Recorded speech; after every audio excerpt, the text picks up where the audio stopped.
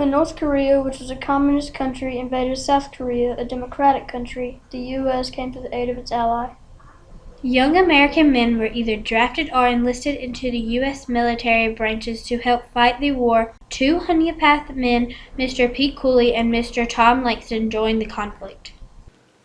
I was 19 when I first joined.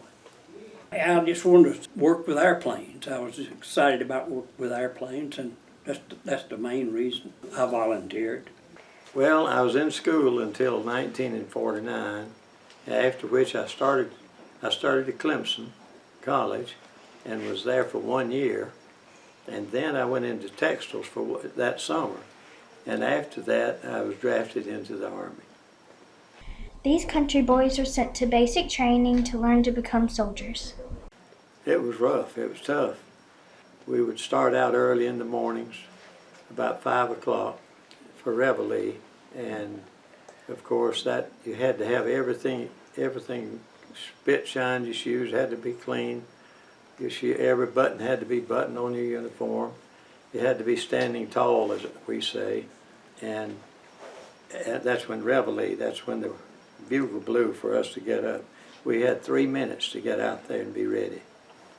And from there, we had a calisthenics, we did exercise, and we would run probably about 2 miles, and then we'd come back and have breakfast. And from there, we would start into the basic training, which consisted of a lot of things. Oh, I departed from my place in the country there to Wichita Falls, Texas, where I took my basic training and my Air Force maintenance school. Due to the fact that I had some basic training, ROTC up at Clemson, they pulled me out of rank, which was a little unusual, and asked me if I would act as a platoon sergeant for the 3rd Platoon, which I did.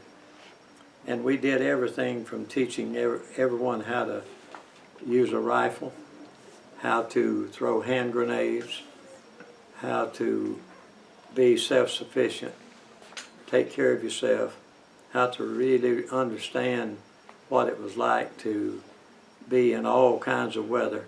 When we started out, no matter if it was raining or snowing or whatever, we still had to go and do our job.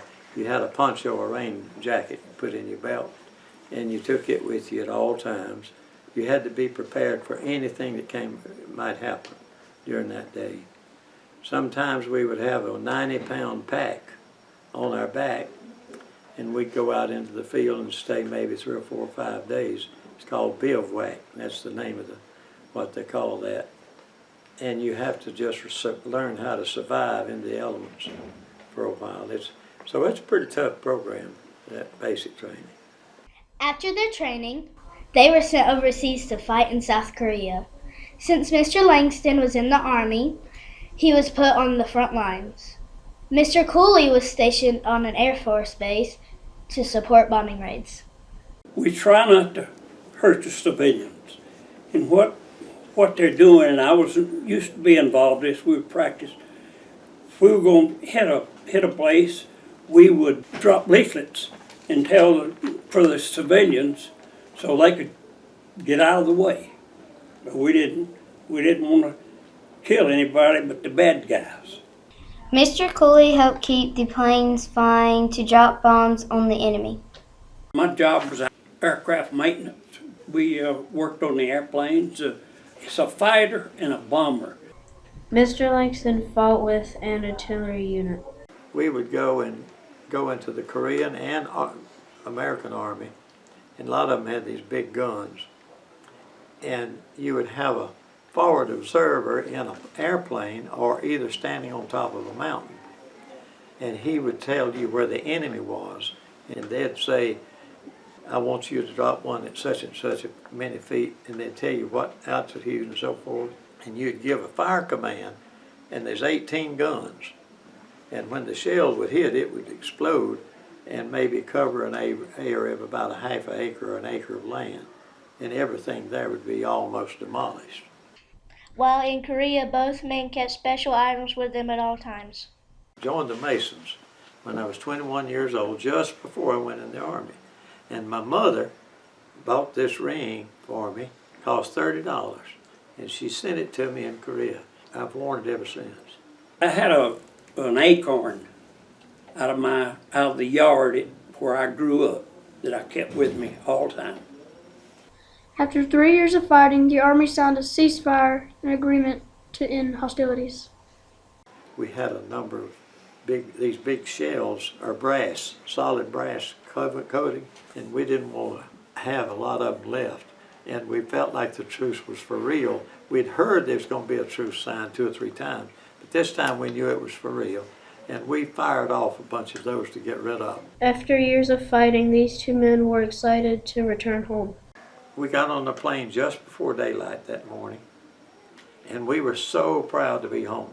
As we were flying, I was sitting there at a window, and the first thing I saw was church steeples. In different towns, I'd see the church steeples, and that really warmed my heart, because what it was like to be coming home to a country like the United States of America, it was the greatest feeling on earth. To this day, the 38th parallel marks the separation between North and South Korea. The United States maintains a military base near Seoul, the capital of South Korea. South Koreans are indebted to American veterans who served during the Korean War and have sent appreciation letters. The President of South Korea mailed all of us a letter. June the 25th of 2000, year 2000.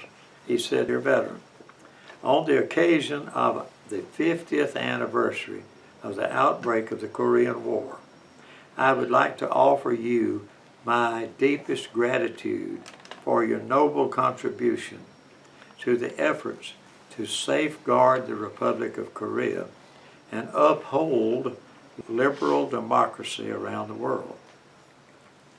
At the same time, I remember with endless respect and affection those who sacrificed their lives for this cause. We Koreans hold dear in our hearts the conviction, courage, and spirit of sacrifice shown to us by such selfless friends as you, who enabled us to remain a free democratic nation.